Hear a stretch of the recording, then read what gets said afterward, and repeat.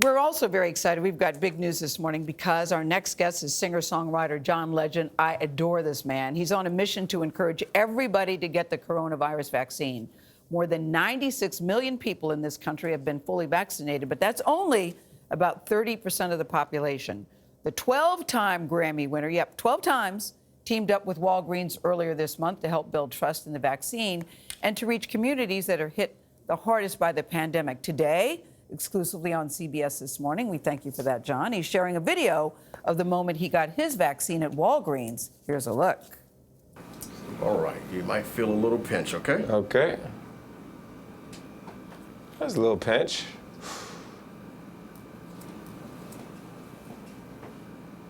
Guys, this is our shot.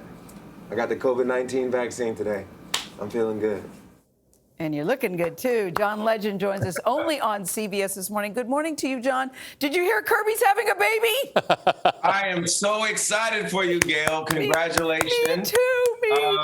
Me too. We have our kid's grandmother living with us, Pepper, Christy's mother. What do they call her? What do they call her? We call her Yai. That's Yai. Thai for grandma. Yai. And then my mother, they call Grandma Stevens.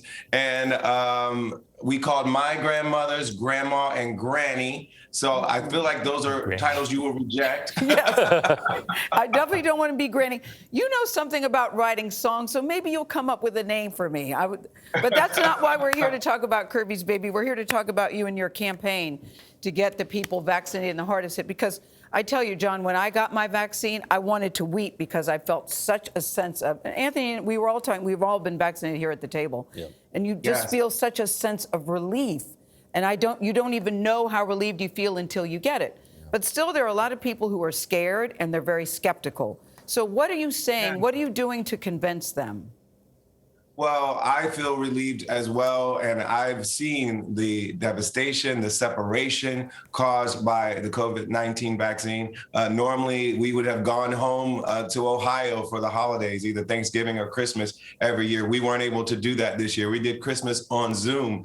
I want to get back with my family. I want to see my older family members and not fear for their health and their safety. And it really is relieving to have this vaccine, to know that my parents are getting it, my older family members are getting it, my wife got it, my mother-in-law got it. To know that they're all getting it and we can all safely get back together again, it's really relieving. It's really exciting. It means that a lot of this devastation and destruction and separation that we've seen over the past year is almost over. I know, I'm with you on that, John, but there have been hiccups with the J&J vaccine. People think it was too rushed.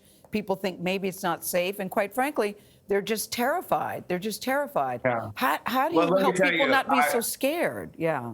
I balance the risk. If you think about the risks that you'll take by actually getting the virus, we've seen over 500,000 people lose their lives in the U.S. in the past year. We see the devastation that is wreaking in India right now, where the hospitals are overflowing and they are losing so many people. It's so devastating to actually get the COVID-19 virus. And the vaccine is infinitesimally risky compared to actually getting the virus itself. So I think when you compare the risk of getting it versus the tiny risks that we've seen with the vaccine itself, I think it's a clear decision for me. And it was for me personally, and I encourage my family to do it, and I encourage everybody in the country to do it. Yeah, it's totally worth it. And I mean, and like you, John, my whole family has just finally gotten vaccinated. We went out to our first family dinner last night outside, which just felt so nice.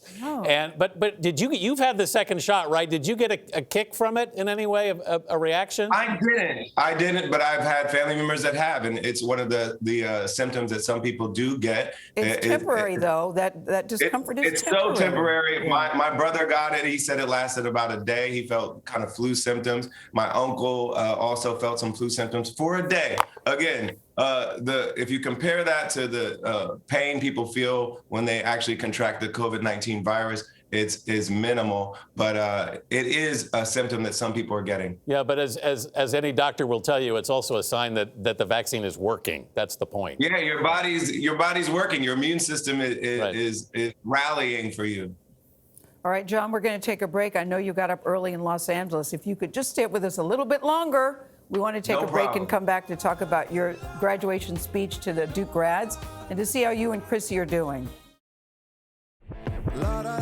We are back now with John Legend, who is pushing everybody to get vaccinated, in part so people like him and all of us can enjoy live music again. Wouldn't that be nice? But, John, I actually want to start with a different live event. You're going to be giving the commencement address to Duke University graduates this coming Sunday. I love commencement addresses. Some of the best speeches of the past 20 years are done at graduations. What do you plan on delivering to what do you plan on telling the graduates?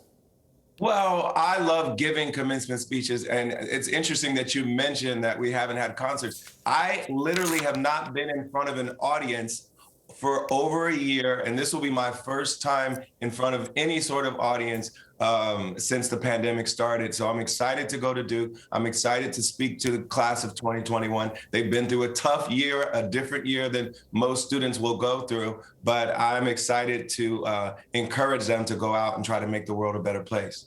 So have you begun writing it? I mean, have you got it? You've been rehearsing it? I've been writing it. I've been rehearsing it. We're trying to cut it down a little bit because it's a little long right now. But I'm really excited to talk to them and spend some time in Durham. I have some family there, so I'm going to have a nice time in North Carolina. And again, I haven't done anything in public for over a year, so it's really exciting for me to just go ahead and do that. Yeah, I know. Will you sing a note or two, or will you just stand there? Because number one, people know this. John Legend is scary smart. So I think, he wrote an essay when he was 14, 15 years old. He's super, super smart. So will you sing a note or two to the graduates? I'm sure they're glad you're coming. I may bust out a quick song if it feels relevant to what I'm saying. We'll figure it out. Well, there's so much going on in the country now, John. The big story last week was, of course, the Derek Chauvin verdict. I want to get your thoughts on that and where we are as a country today. What did you think when you heard the verdict? Many people were afraid to hope that that would be the outcome. I was afraid to hope it as well.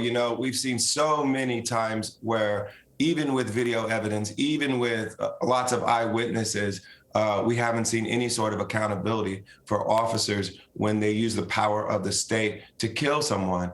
And finally, we saw some level of accountability. That doesn't mean systemic change. That doesn't mean we've solved the problem, but it does mean this one officer who on video so callously murdered George Floyd will have some accountability. And that's better than it not happening for sure. But it doesn't mean that our work is done. Yeah, we were also, listen, I love any time you and Chrissy post pictures of Miles and Luna, because they really are little mini-me's. When we look at They are. They really are. There's no question that John Legend is a father of these children. I mean, they are such mini-me's. So I love that you guys share your life. I was also so touched when you all shared the loss of your son when Chrissy had the miscarriage, and you got such a huge outpouring of support.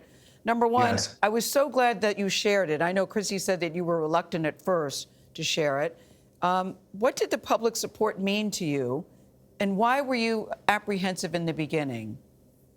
Well, Chrissy always is more sharing than I am. And I'm a bit more private, but what I learned through that process was, first of all, how often this happens to so many other families around the world. And we felt a real sense of community by sharing it with other people. And they felt seen by us. We felt seen by them. And I think it helps everyone deal with their grief when they know that there are other people out there who are feeling it. And so I am so glad Chrissy's instinct was to share this because it was really the right thing to do. And it helped us get through it. And I think it helped other families who are going through the same thing get through it. More than that, John, I think it was really important that you did it. Having been through it in our family, I know what it meant to have it talked about publicly, because it's so often it's not. It's kept in the shadows. And I really appreciate it. People feel such shame. Yeah, people feel such shame and they feel lonely. And I think we help people feel less lonely. Yeah, you absolutely did. You mentioned the Duke speech being your first appearance in front of an audience in a year. Have you contemplated getting back on the road and touring? What does that look like for you down the road?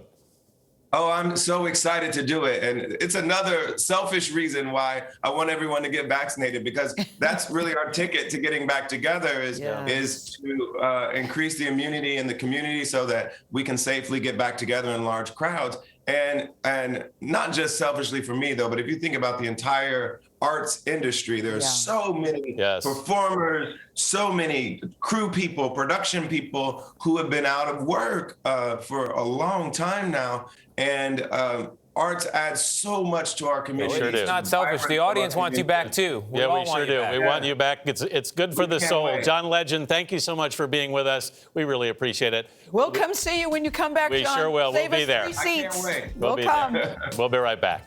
Bye. You're watching CBS This Morning. Donors